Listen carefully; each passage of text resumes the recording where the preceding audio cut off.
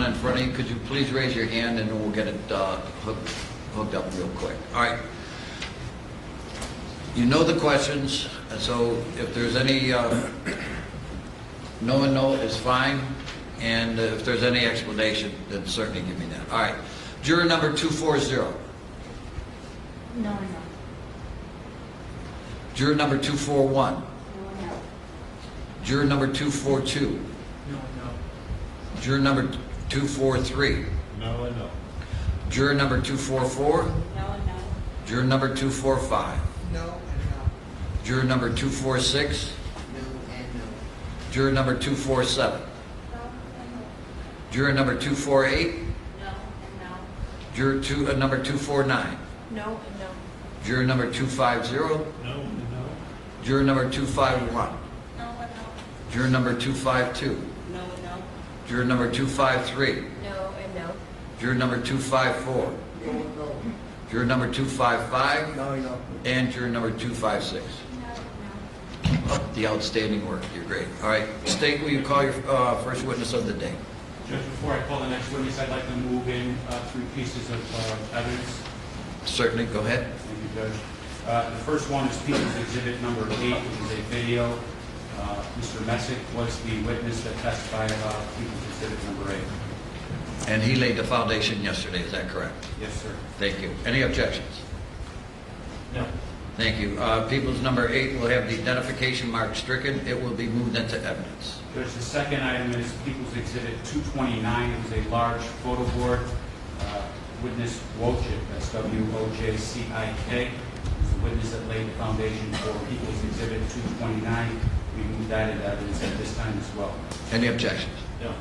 All right. People's number 229 will have the identification mark stricken. It will be moved into evidence. And the final exhibit this morning, Judge, is People's Exhibit number 231. That was the body diagram that Dr. Arunkumar, that's A-R-U-N-K-U-M-A-R. Dr. Arunkumar laid the foundation for that and then testified that displayed the location of the gunshot entrance, exit, and points of recovery of bullets from the body. That was the large diagram board. Any objection, defense? No objection. People's number 231 will have the identification mark stricken. It will be moved into evidence. Thank you, Judge. We're ready to call our next witness. Thank you. Go ahead, please. State called Scott Patterson.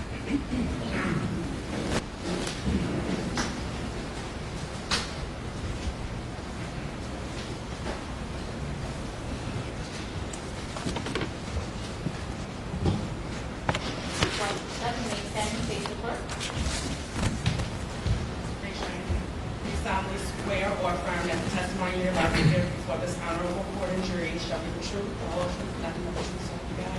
Thank you. The chair is adjustable. The microphone's live.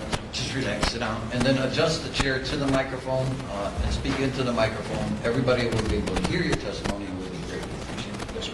Thank you. Proceed, Mr. Watt. Thank you, Your Honor. Mr. Patterson, could you please introduce yourself to the jury and spell your last name? My name is Scott Patterson, P-A-T-T-E-R-S-O-N. And could you please explain to the jury your training and experience as it relates to firearms and ballistics? For the past 7 years, I have been the supervisory special agent over what is called the FBI's Ballistic Research Facility. We function as an ammunition test facility, a weapons test facility, and a body armor test facility, principally for the FBI. We have approximately 13 other federal agencies that utilize us for testing. In addition to those core tests, we do a significant number of what I would describe as non-traditional experiments on things from bullet ricochets for a country in South America to the functional liability of weapon systems in the different hands of shooters in the FBI and other organizations. And armor helmet testing. If it relates to guns, ammo, and armor, we have likely in some way executed an experiment on that on behalf of our personnel. And how many agents do you oversee? Our team is 5 people. We have a 6th person who just arrived. The DEA is now part of our facility full-time, so we have a total of 6 people in our facility. And would it be fair to say that your purpose is to study firearms, bullets, and their effects? Correct. Although I'm a special agent in the FBI, I don't have any other investigative responsibilities. My only responsibility is testing guns, ammo, and armor. And you said that you've been the supervisory agent of this division for 7 years, correct? Yeah, this spring will be 8, but 7 years at this time. And could you estimate about how many rounds you and your team have fired over that period of time?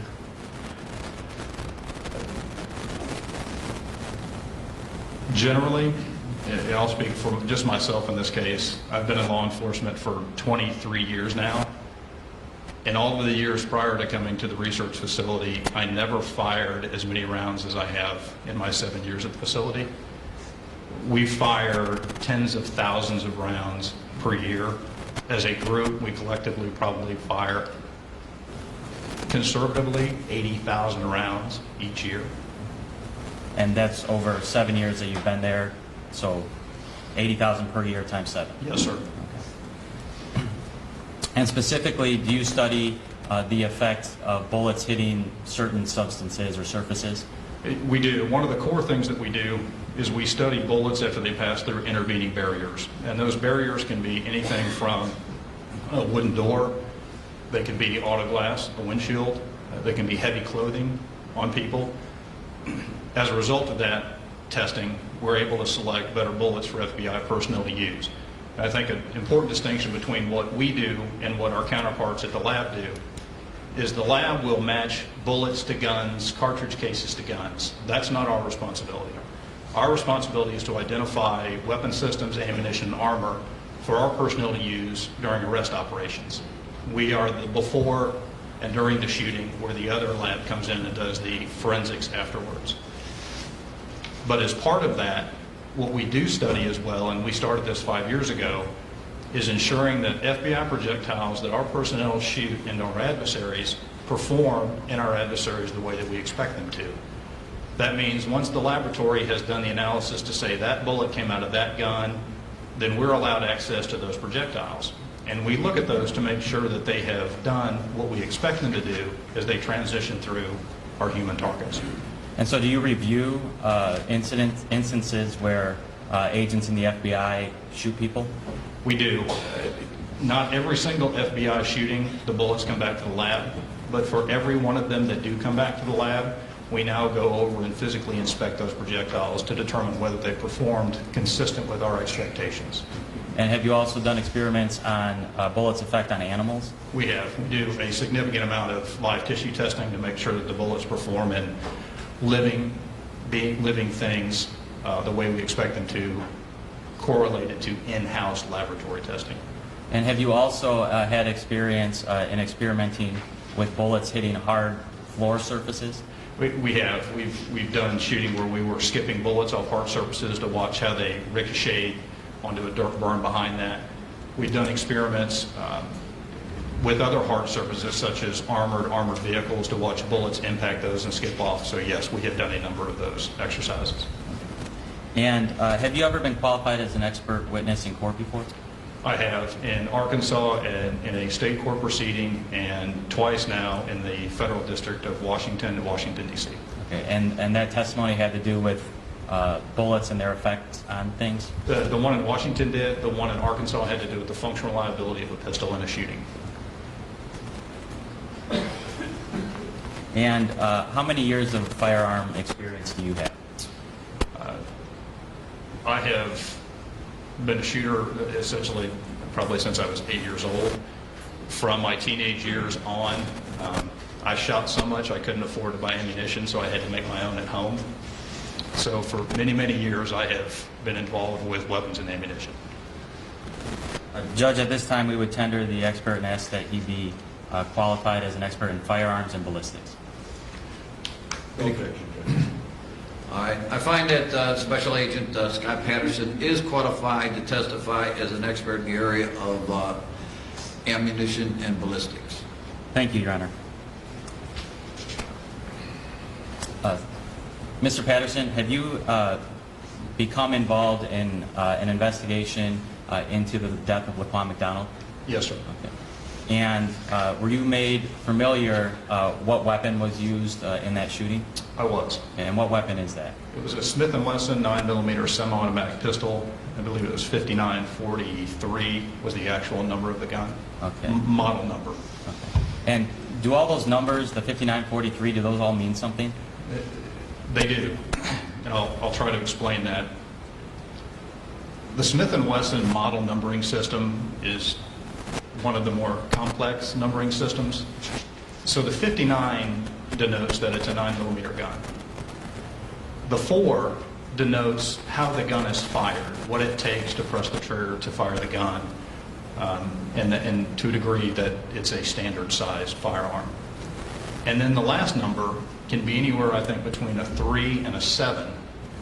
And that denotes, quite frankly, just the finish, how it looks and what some of the materials are, whether it's all steel or it's an alloy. What's important is if you have a Smith & Wesson Model 59, 4, and then either 3, 4, 5, 6, or 7, if you were to hold it and press the trigger on those, that effect would feel the same whether you have a 5943 or a 5947. Or anywhere in between? Or anywhere in between, correct. But those first 3 numbers are the most important. Okay. And I think you said that it was a semi-automatic handgun? It is a semi-automatic handgun. What does that mean? This particular pistol is a magazine-fed weapon, which means you will hold a magazine in your hand and you will load. In this case, it holds 15 rounds. And then you literally have, as we and other law enforcement personnel will wear that extra magazine on the body. There's also one of those magazines inserted in the weapon. The weapon has the chamber where the bullet is ready to be fired out of. So as you press the trigger, in this case on the 5943, every single time you press the trigger, the top of the gun comes to the back. What it's doing is it's taking that fired shell casing, brass we'll call it, and it's throwing it out of the gun. In this case, it comes out and to the right. It then, as it moves forward, strips the next round off the top of the magazine, which is inserted in the gun, and chambers it so it's ready to fire again. It is not something where you have to put one round in at a time. As long as there are rounds in the magazine and you're pressing the trigger, it will fire until all rounds have been fired. But you do have to pull the trigger each time you fire the gun. It is. It is only one shot per trigger press. And you explained that it has a 15-round magazine. Is it possible to have 16 bullets in the handgun? It is. It's the exact same for the FBI weapons. We have magazines which hold 15 rounds, but we always have a round in the chamber. So as we walk around, as in what is possible with the 59, 40, I'll call it 43, is that you could have 15 rounds in the magazine and 1 round in the chamber. So you are carrying 16 rounds in that gun. And do you know whether the 5943 from Smith & Wesson is a double action only handgun? It is. And the definition of double action versus single action in very basic terms, a double action only pistol, every time that I press the trigger to the rear, it is going to feel the same for me every single time. As I press the trigger, there's a part of the gun called the hammer that goes to the rear. At some point, I have pulled it far enough, the hammer's released, it goes forward, and that causes the gun to fire. Every single trigger press on a double action pistol, such as in this case, will feel the same. And in this case, we measured it was about 8.1 pounds. So you have to press 8.1 pounds with your finger on that trigger to get the gun to fire. The difference between that and a double action, single action pistol is some of them, it is the long 8-pound trigger press on the first one, but then that hammer stays cocked after every shot, so it's a lot lighter trigger press on all subsequent shots. That was not what occurred with this particular handgun. It was double action, so all of the trigger presses would have felt the same from the 1st through the 16th if there were 16 rounds in the weapon. In addition to that, they would all be very close to 8.1 pounds, somewhere in that range. In your review in this case, did you have occasion to review some squad videos? Yes, sir, we did. And was your purpose there to try to identify evidence of when shots were fired? Correct. And did you come across some difficulties in your analysis of when shots were fired? We did. As I reviewed the video, there were some things in the video that made it more challenging to determine when the sequence of events took place. One of those was, as the gun is out, there is a light bar from a police car behind it. As we review videos of shootings, there are a number of things that we look for to help us figure out when the first shot was fired. One of those will be the recoil of the gun and watching it come back, because when we fire them, there is a moment where that slide comes to the back and it's discharging the brass and loading the next round, that we'd be able to see that. And that slide, and we sometimes can even see brass coming out of the gun if the video is of such quality. The other thing we look for is muzzle flash. As additional propellant comes out the front of the gun, you can see what is nothing more than a bright flash, and that's a flame. Some cartridges have a lot more than others, but from time to time you can see that. Because of the position of the light bar behind the pistol, we weren't able to see any of that. And then is there also a portion where the shooter is out of frame? Yes, there is, Okay. towards the end, yes, And sir. so obviously, you're not going to see any of that Can't see anything. during that portion of the video. Correct. Was there another difficulty that you encountered as it related to sound? The absence of any sound, that would obviously be the easiest indicator for us listening for when the shots kicked off, because they're going to be very, very loud. And so that would have told you almost exactly when the shots were fired. We could have timed the sequence between the first shot, the last shot, and told you what the time gaps were between each and every shot. But you didn't have that information available to you. Correct, sir. Despite those difficulties, were you able to find visual evidence of shots fired on the video? There are, I'll talk about three things that existed there. One of them is when people change their physical behavior, that may be an indication of a shot being fired. And whether that was the individual walking down the street, or whether that was, in one case, I believe, an officer who would be, we looked at the dash cam video to the left, people flinching when shots go off. And I want to expand on that for a second. At our facility, we do live fire demonstrations, shooting test shots in front of audiences, and I have literally had hundreds of those in my 7 years. If one of our test personnel fires a shot and somebody in the audience wasn't ready for it, as I watch the audience, as I would watch you, you'll see people flinch when that shot goes off. It's loud, and quite frankly, at times it's painful if you're close enough to it. So there's a piece in this where it appears I see what is consistent with what I've seen in our audience of a person flinch when a shot goes off. And I think you started to talk about other reactions. There are. If someone's walking, such as in this case, what appears to be straight line down the street, and then their body contorts and changes significantly, that could also be indicative of someone receiving a gunshot. And that movement would be consistent with what you've seen and studied? It is, yes. With watching a variety of other videos of shootings, that is not at all uncommon to see people change what was I'll call a normal pattern of behavior to something totally different. And was there another thing that you could pick out as visual evidence of shots fired? There is, and that was the third piece of this. What you can see, and again, some of them you really have to look very closely to see it, you will see, people call them puffs of smoke on the ground. That's not really what that is. What that is the projectile as it's traveling, they're coming out very fast. As they go and they strike the ground, they're literally causing some of that hard surface to abrade or scratch. And it's dust, and at times it can be actually fragments of the bullet that breaks apart. And you will see those, let's call them plumes. You'll see those plumes come up. And that is absolutely consistent with what we have seen before of bullets impacting a hard surface. And that's essentially debris, right? Is what It you're is, seeing? yes, it's debris. It's not smoke from a fire, it's debris of sorts.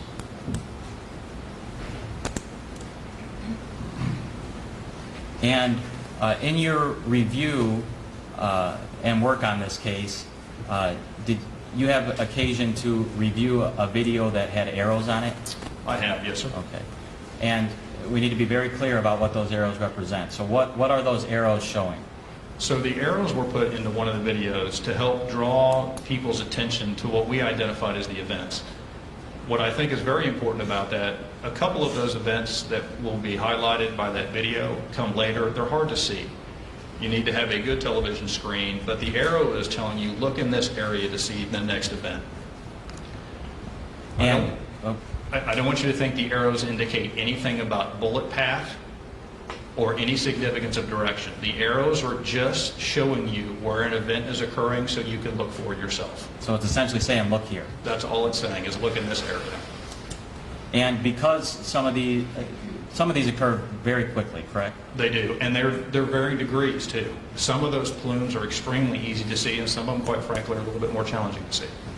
And in your review of the video, do the arrows accurately point to events that you have identified as visual evidence of shots fired? Yes, sir. And would those arrows help you in your testimony and help the jurors in determining where that visual evidence is? They are absolutely helpful for that if you're not familiar with what you're looking at. Absolutely. Judge, at this time, I would ask to publish a portion of People's Exhibit 8, which was moved into evidence. Certainly, go ahead.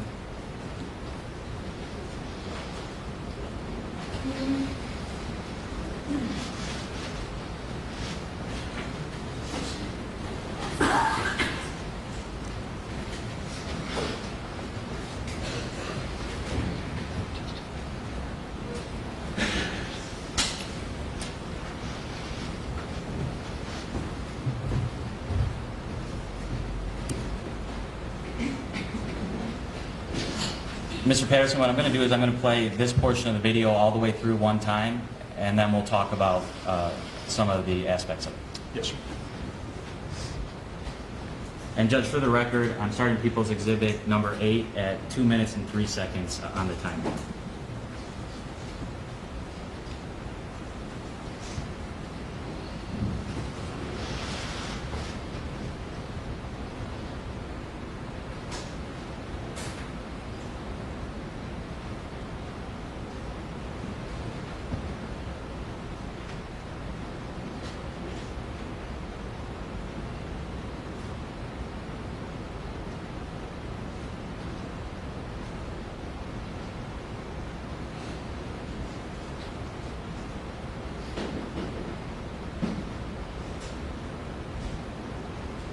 Your Honor, I'm stopping it at 2 minutes and 41 seconds.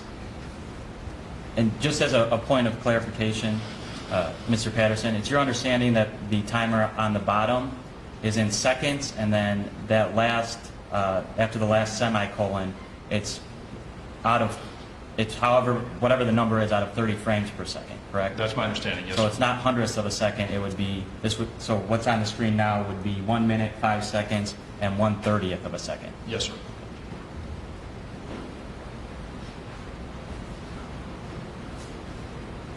And based on your review of this video with the timer and the arrows, were you able to determine that the first visual evidence of shot fired occurred at about 41 seconds and 24/30ths of a second? Yes, sir. And that would be about 41.8 seconds if it's...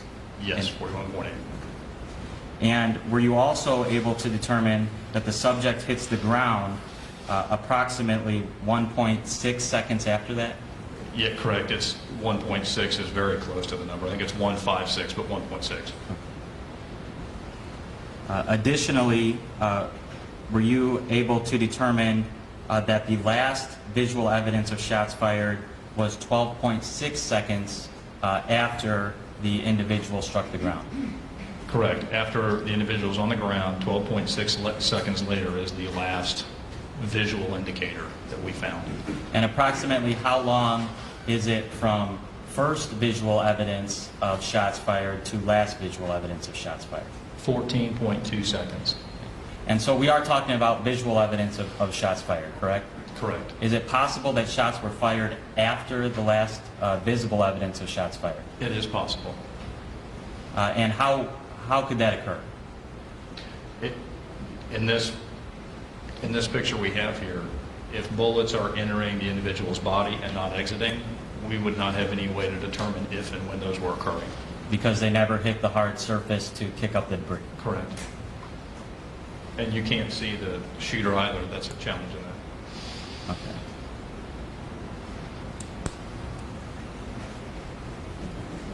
And are you able to definitively tell whether a projectile impact on the hard pavement actually struck the individual?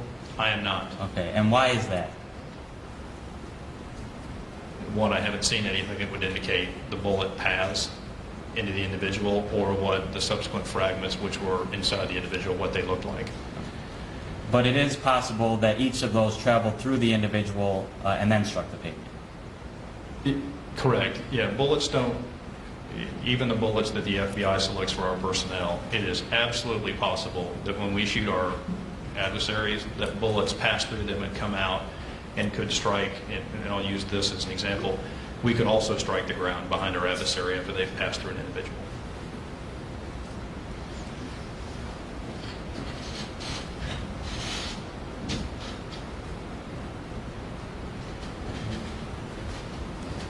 Your Honor, with your permission, I'd ask to replay the video and stop it at a couple points. Certainly, go ahead.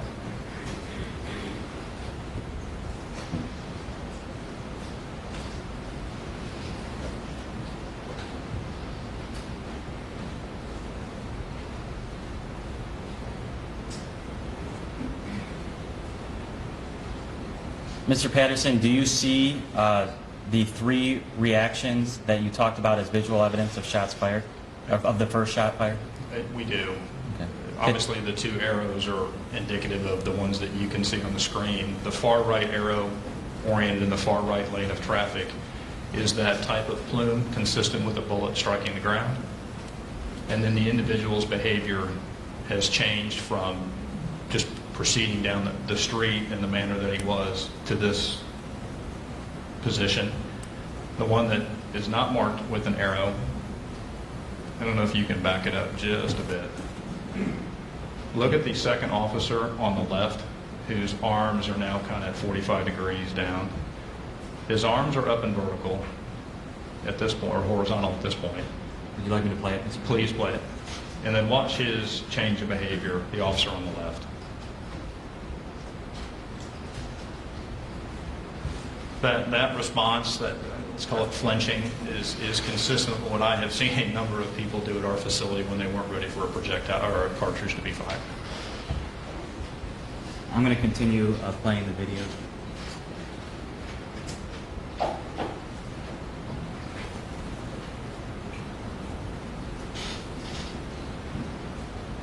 Actually, I'm going to back it up a little bit.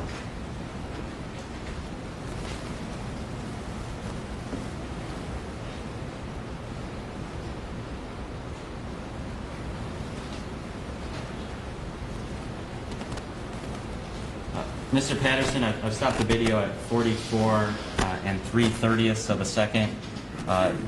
There's 2 arrows directing attention to something in this shot, correct? Correct.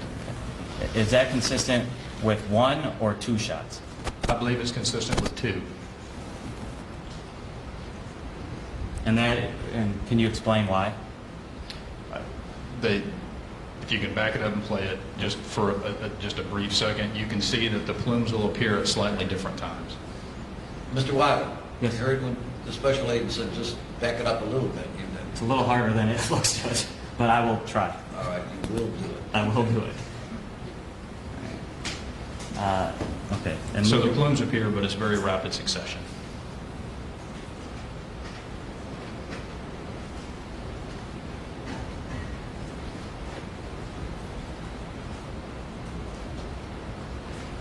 Again, I'm now stopping the video at 53 seconds and 13/30ths. Did you see visual evidence of a shot fired there? Yes, sir, there's another plume. Okay. And I think that you indicated earlier that the plumes can sort of vary in how easy they are to identify. They are, yes, sir. Is this one of the more difficult ones? It is. Okay. But you still see that visual evidence? Yes. And is there a reason or reasons why they may be more difficult to perceive on the video? So there are 2 factors that can affect that as we look at this video. The first one is part of the plume being consumed by clothing? Is the clothing overlay the area where the bullet's impacting the ground and we're not getting the full attributes of the plume vertical? The other one can be bullets come out, and I will use this number just as a general number, 1,000 feet per second. As that bullet transitions through a human being, it is losing velocity It is not maintaining 1,000 feet per second as it travels through. It's meeting resistant. It's interacting with clothing, bones, fluids inside the body, and then as it exits, it's going to be traveling markedly slower. That number depends greatly on what structures inside the body a projectile can strike, so there's no real way to guess, but they cannot maintain the same velocity when they exit a body as they had when they enter. It's going to slow down. So as the projectiles would then have traveled through a part of the body, whatever that was, and as it strikes the ground, that will change the effect of that plume because they've lost so much of their velocity. And I just want to see if this is a fair characterization. Is it possible that some of these plumes just hit concrete? Absolutely. Is it also possible that some of these plumes went through LaPlante McDonald and then hit concrete? Absolutely. Is it also possible that some of these plumes hit concrete and then went into LaPlante McDonald? Yes, sir, it is. So essentially there's three scenarios. Correct. Now stopping at 54 and 9/30ths of a second, do you see another visual evidence of shot fired there? I did. It's very, very hard on this particular screen to see it. We were using just computer laptop screens and other monitors, so it's very important how you view this later so that you can fully see it. But there is another small plume in that area. But you are confident that there is visual evidence of a shot fired at I that am. point? Yes, sir.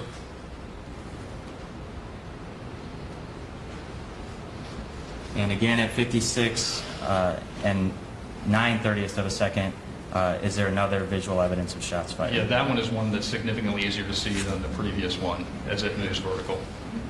And I believe that was the last visual evidence of shots fired, correct? I believe it is. Yes, sir. Did you also conduct a demonstration to indicate and give an idea of different rates of fire?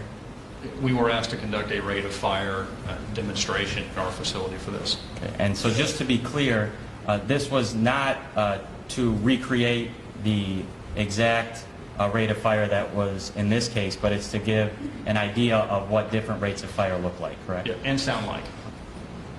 And in that demonstration regarding rate of fire, did you use a Smith & Wesson 594? We did. We used a 594 model. Our finish was different, so the last number was different. But in terms of being an appropriate surrogate for a standard Model 59 double-action gun, it's the exact same. Okay, so it's comparing apples to apples. It is absolutely. And could you describe sort of the setup of this demonstration? And I'm talking about shooter 1 and 2 only. Yes, sir. So what you'll see in these videos, you will hear I'm the one speaking on it. You will see one of our shooters standing there facing downrange, which will be to the right in the image. And we have an FBI cardboard QIT target. It's our qualification target. It has a little human outline inside the rectangle. You will see that mounted approximately 10.6 feet away from our shooters. We picked that number because if you look in the video, there is a solid double line that runs down the middle of the street. The line to the right, which divides the lane, an individual from our Chicago office measured it's about 10.6 feet in width. And that's a rough estimate. It's very close to the outset of this event. So we took and we tried to replicate that to the degree we could at our facility. You will hear me say, I believe it's shooter ready, and then you'll hear a loud beep. And I'm going to explain what that is. That beep is a handheld timer. It's called, in this case, a pack timer, P-A-C-T. The timers are specifically designed so that we can determine when shots are fired and at what rate they're fired. It, in essence, feels every shot fired, and it can time it. So we can tell how long it took to fire the first shot, the time between the first shot and the second shot, and how much time it took you to fire all 16 shots. We have used them widely in the FBI for many years, and it's a common tool to time shots. And that's what that beep is. You will hear me announce the time at the end of the shot string in seconds, and that's me reading what the pack timer told me was when the last shot took place. And was one of the individuals that you, and so what did you have the individuals do?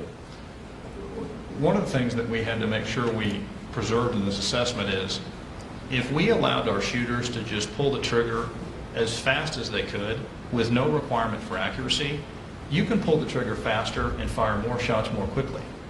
But when you put a requirement of accuracy, that is, we want you to account for where they go and hit what you're aiming at, that slows our rate of fire down.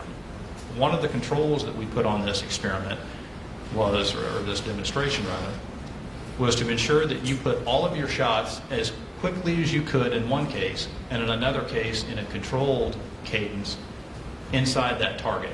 You weren't allowed to fire wildly and just shoot it as quickly as you could. So we had accuracy as a requirement in this. Can I ask you this? Were your targets moving at all? They were not moving, no, So sir. those were stationary They targets? were. And did you have a demonstration with a master class shooter? And I'll explain that, and you'll see this individual. He is a firearms instructor for the FBI. At the time that we did this, he had been a firearms instructor for 13 years. He was a U.S. Marine for many years before that. He is a competition shooter. And what I mean by that is he spends his weekends traveling around to different shooting events. He would be one of the top 1% shooters in all of the FBI. He is a professional shooter, and that's the best way to put it. He is extraordinarily skilled with handguns, and it would be hard for me to find anywhere in the FBI a shooter who could have fired that gun more quickly or more accurately than that of what he executed for us. He fires between 20 and 30,000 rounds per year. As a measure of that, our typical FBI agent fires 1,000 rounds per year. And so that was one demonstration, was him trying to fire as quickly with a degree of accuracy as he could. That was one of them. Okay, and that's 16 shots, correct? Yes, we had the gun with a round in the chamber and 15 rounds in the magazine. And did you also have an agent under the same circumstances, attempt to fire 16 shots within 14.2 seconds? And I think the boundary we gave this other shooter was fire at a cadence to where you fire all 16 shots between 14 and 15 seconds. I believe he ended up at 14.1 seconds at the end of that. Could it be 14.19 even? Yeah, 1.9, yes, sir. And so very close. Yeah, it was remarkably close for just having set up and done it once. And have you reviewed both of those rate of fire videos? Yes, sir, I have. And do they accurately depict those demonstrations? Absolutely. Your Honor, at this time, I would move People 6 and 7 into evidence and ask that the identification marks be stricken. Those are the two rate of fire videos. No objection. Thank you. The identification on both of those exhibits will be stricken, and they will be moved into evidence, and you will be allowed to publish. Thank you, Your Honor.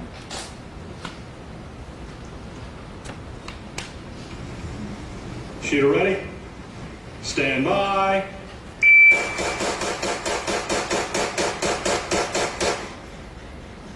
Last shot was 3.777. 3.77. Okay. And so does that demonstrate that he was able to fire all 16 shots in 3.77 seconds? It does. Okay, and again, that's at a distance of 10 and a half feet? Yeah, 10 feet, 6 inches. Okay. And again, it's a stationary target. Correct. And if my math is correct, if you divide that, that's about 4.2 shots per second. It is correct, for about 4.2 frames. And so, giving him the benefit of the doubt, in a second and a half, that would be about 7 shots? Yes, sir, it would be.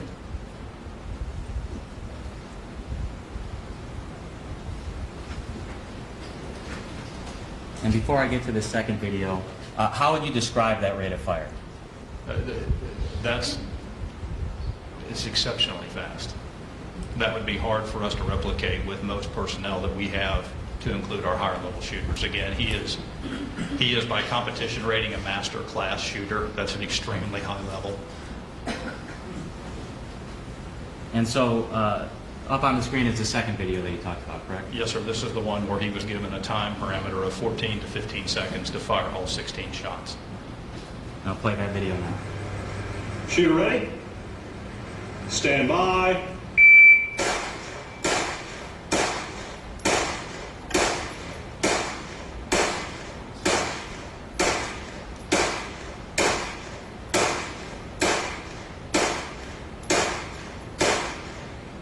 Last shot was 14.19. And how would you describe that rate of fire? It's a deliberate rate of fire. It's methodical. He was taking the time to aim each shot. It was deliberate, methodical are the best ways to describe that.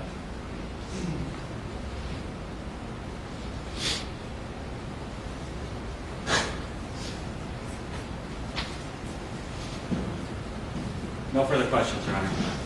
Ladies and gentlemen, at this time, we're just going to take a 5-minute recess. All rise for the jury.